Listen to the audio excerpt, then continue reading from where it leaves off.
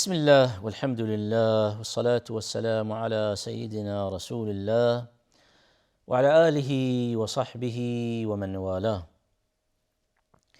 همواره با مباحث حقوق زنان در دین مبین اسلام در خدمتتان می باشم. در نشست گذشته مسائلی پیرامون حقوق زن بر شوهر خودش، مسائل مهمی به سمع حضور شما رسانده شد. عنوان شد برای این که یک همسر نسبت به همسر خودش دو نوع حقوق مالی و غیر مالی مترتب می شود.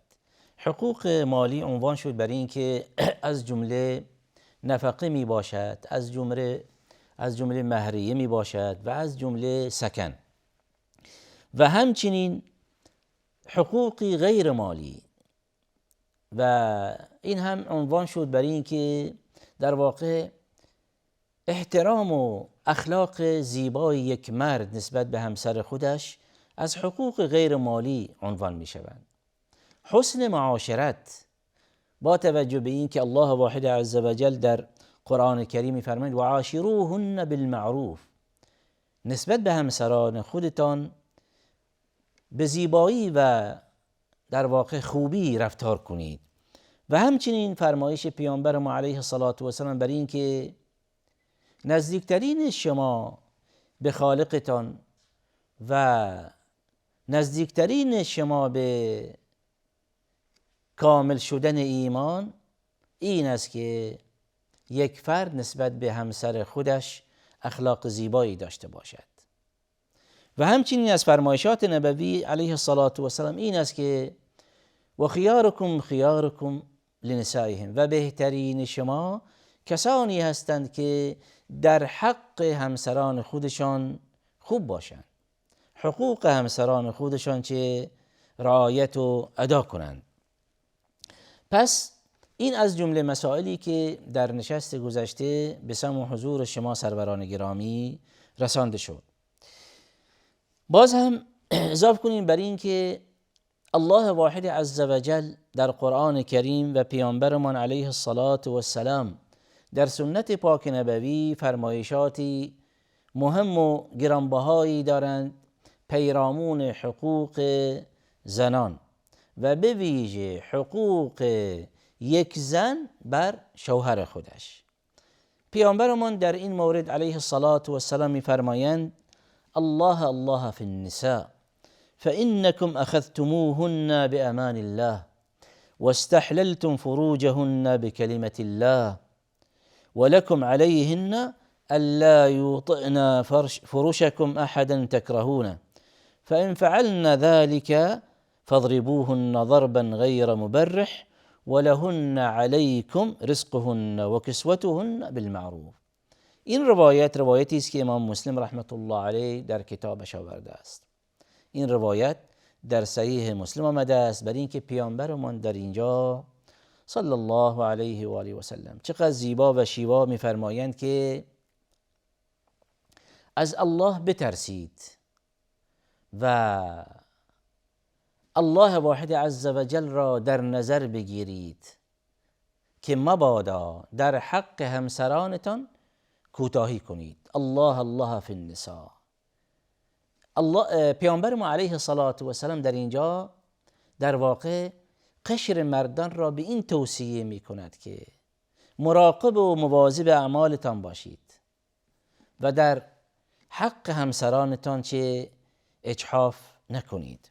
بعد می فرمایید فإنکم اخذتموهن بأمان الله، یعنی اینکه در واقع این زنان را به همان پرداخت در واقع و با عنوان کردن نفقه و با پرداخت مسکن و با پرداخت مهر شما را به ازدواج خودتان در آوردید، یعنی متعهد شدید برای اینکه مسکنی در نظر بگیرید، نفقه‌ای پرداخت کنید، مهریه‌ای پرداخت کنید.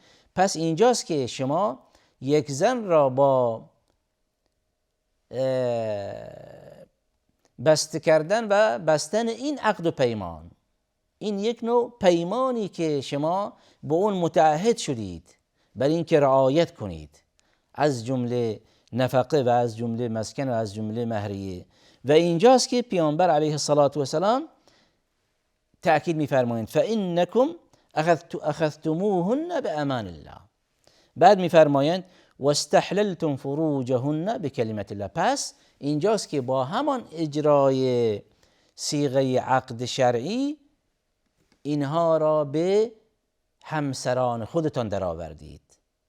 پس حال که یک زن به ازدواج یک مرد درآمد و به لحاظ شرعی در اونجا از همان ابتدا عقدی باشد و عهد و پیمانی باشد بر این زوجین و شرط و شروطی در اون در واقع سند ازدواجی که نوشته می شود، اینجاست که این مرد به لحاظ شرعی ملزم است که اون چی که شرط و شروطی مطرح شده و به اونها پایبند شده است در واقع ادا کند و اجرا کند و به اونها چه پایبند باشد. ولکم علیهن. بعد پیامبر علیه الصلاة و السلام در اینجا جالب می‌فرماید، یعنی به همان صورتی که یک زن حق و حقوقی دارد بر شوهرش، در مقابل این شوهر هم حق و حقوقی دارد بر همسر خودش. از حقوقی که یک زن در این روایت هم عنوان می شود این است که یک زن در واقع خودش را حفظ کند، منزل خودش را حفظ کند، بدون اجازه شوهر کسی در واقع وارد منزل نشود، به هیچ حدی اجازه وارد شدن به منزل شوهر چه ندهد. این از حقوقی که در واقع یک شوهر نسبت به همسرش دارد. پس حقوقی است که در واقع این که هر کدام نسبت به دیگری حقوقی دارد. به همان گونه که یک زن حقوقی دارد، یک شوهر هم چه حقوق متقابلی هم در دین مبین اسلام دارد. الله واحد عز و جل در این آیه کریمه فرمایند الرجال قوامون علی النساء، الرجال قوامون علی النساء بما فضل الله بعضهم على بعض وبما انفقوا من اموالهم فالصالحات قانتات حافظات للغیب بما حفظ الله. الله واحد عز و جل در اینجا میفرمایند که حقوق بین زن و شوهر بایستی رعایت شوند و هر کدام از این دو طرف بایستی حق دیگری چه پرداخت کند. یک سری حقوقی متعلق به این مرد می باشد و یک سری حقوق دیگری هم متعلق به این زن می باشد. الرجال قوامون علی النساء بما فضل الله بعضهم علی بعض. الان سکاندار این منزل چه کسی می باشد؟ اون مرد می باشد، شوهر می باشد. چرا این در واقع سکانداری منزل را به شوهر داده شده؟ سبب و علت هم در همین آیه کریمه عنوان شده. الرجال قوامون علی النساء بما فضل الله بعضهم علی بعض و بما انفقوا. پس در جانب افضلیتی که در اینجا به مرد داده شده این است که این مرد در واقع وظیفه اصلی اون این است که انفاق دهد. این یک امتیازی است که در واقع یک نوع خدمتی به یک زن می باشد. یعنی این مرد به لحاظ شرعی شرعاً مکلف است که نفقه زن پرداخت کند. این زن به لحاظ شرعی لازم نیست که نفقه خودش تأمین کند. پس این بحث برمیگرد به همون حقوق چه؟ حقوق مالی و غیر مالی که بر عهده شوهر چه می باشد. پس اینجاست که الرجال قوامون علی النساء، سکانداری منزل به قشر مردان داده شده و این سکانداری در واقع دیکتاتوری نیست، تسلط نیست، بلکه یک نوع خدمت می باشد. یعنی با همین قوامه‌ای که نزد یک مرد داده شده و به در واقع در اختیار او قرار داده شده و این یک نوع امتیازی هم به مرد می باشد، اینجاست که این قوامه در خدمت خودش و در خدمت چه همسرش می باشد. چرا که بما فضل الله بعضهم علی بعض و بما در واقع چه انفقوا من اموالهم.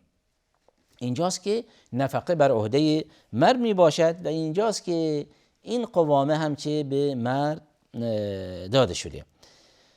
مورد دوم باز هم الله واحد عز و جل همین قضیه را روشن‌تر می‌فرمایند که واللاتی تخافون نشوزهن.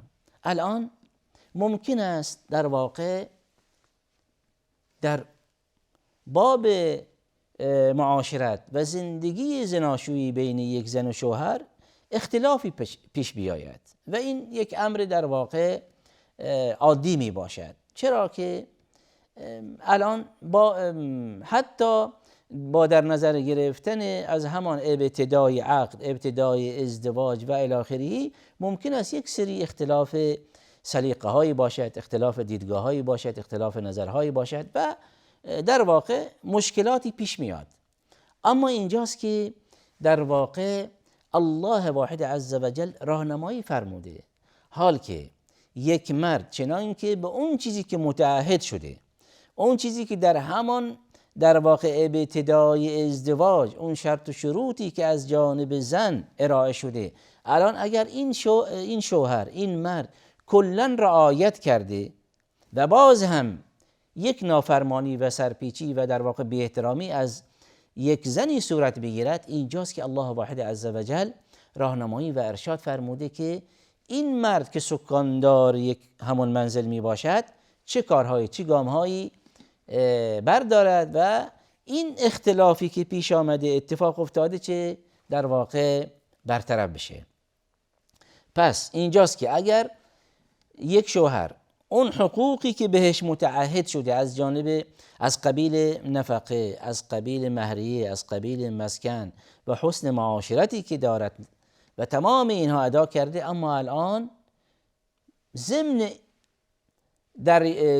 اینکه یک زن این همه حقوق دریافت کرده و یک مرد حقوقش را ادا کرده، اما باز هم نافرمانی میکند، سرپیچی میکند، اینجاست که الله ذوالجلال میفرمایند واللاتی تخافون نشوزهن فعظوهن. در وهله اول، گام اول، این فرد که سکاندار یک منزل و برای این که منزل خودش را حفظ کند و در واقع این گام هایی که الله ذوالجلال در این آیه کریمه به اونها اشاره فرموده و فرمودند که یک فرد بایستی رعایت کند این گام های 1 2 3، اینها همه در واقع به نفع و منفعت همان زندگی زناشویی بین زن و شوهر می باشد. یعنی در واقع با رعایت کردن این گام ها الان این خانواده از هم پاشیده نمیشه. در اونجا اختلاف نظرهایی هست، مسائلی هست، برطرف میشه. پس در وهله اول فعظوهن، در وهله اول نصیحت، این که این مرد بیاید و همسر خودش را بارها و بارها اون را نصیحت کند، توجیه کند، راهنمایی کند، او را یادآور کند به فرمایش ربانی و نبوی، از حسن معاشرت برای او سخن بگوید، به هر حال او را نصیحت کند. خب الان در واقع بنا به اختلاف سلیقه ها، اینجاست که باز هم اخلاقیات به همان گونه که در بین قشر مردان متفاوته، باز هم در بین قشر زنان هم متفاوت می باشد. اینجاست که ممکن است یک زن در واقع با یک نصیحتی متوجه بشه، متوجه خطایش بشود، اما ممکن است یک خانم دیگری نیاز است به این که چندین بار بایستی در واقع این نصیحت را تکرار کرد و باز هم ممکن است یک سری از بانوان محترم هم در واقع در نهایت نصیحت هم جوابگو نیست، اصلا متوجه نمی باشد که این پند و اندرزی و این نصیحتی و الی آخره در واقع متوجهش نمی شود. گام دوم فعظوهن واهجروهن فی المضاجع. بار دوم یکی دیگر از در واقع روش های تربیتی این است که یک شوهر در همان اتاق خوابی که باشد، اینجاست که به اصطلاح عامیانه خودمون در واقع به همسرش پشت کند، یا اینکه همان در واقع فراش خودش را ترک کند، تا اینکه به هم هدف و قصد از این گام دوم چی می باشد؟ تا اینکه این پیغام را به همسر خودش برساند که در واقع ناراض است. این پیغام به خودش در واقع یک پیغامی است برای این زن، برای اینکه همسرش در واقع الان از او ناراض می باشد. خب این گام دوم است. پس گام اول نصیحت و پند و اندرز و الی آخره، بار دوم هجر، در واقع هجر فراش، و اون هم در همان داخل اتاق باشد. چرا که تا اون مشکلاتی که بین این زن و شوهر که باشد خارج از منزل نباشد، خارج از اتاق خواب نباشد، یعنی این که در واقع در حد و حدودی باشد و این مسائل رعایت شوند که در واقع فرزندان متوجه این نشوند، برای اینکه بین پدر و مادر چه اختلاف می باشد. چرا که اگر فرزندان متوجه درگیری لفظی و یا فیزیکی و الی آخره بین پدر و مادر باشند، این خود به خود تأثیر منفی بر فرزندان خواهد داشت، به ویژه در سنین کودکی. و آخرین مورد، چنان که نصیحت جواب ندهد، مورد دوم هجر فراش هم در واقع جوابگو نباشد، مورد سوم بنا به آیه کریمه قرآن کریم واضربوهن، اینجاست که در واقع این مرد دیگر رو آورد بر این که در واقع به همسر خودش این که نه بزند، اما این زدن در واقع چنین نیست که در واقع جسم او را زخمی کند، نه، در مفسرین و یا این که در واقع اون چه که در سنت آمده است این است که زدنی که در حد مسواک زدن باشد به عنوان مثال، تا اینکه این زن متوجه بشه که در واقع کار به آخر و به خط قرمز رسیده است و متوجه شود و به اصل زندگی خودش چه بازگردد و کاری نکند که این زندگی چه از هم پاشیده بشه. و آخر دعوانا ان الحمد لله رب العالمین و صلی الله علی سیدنا محمد و علی آله و صحبه و سلم.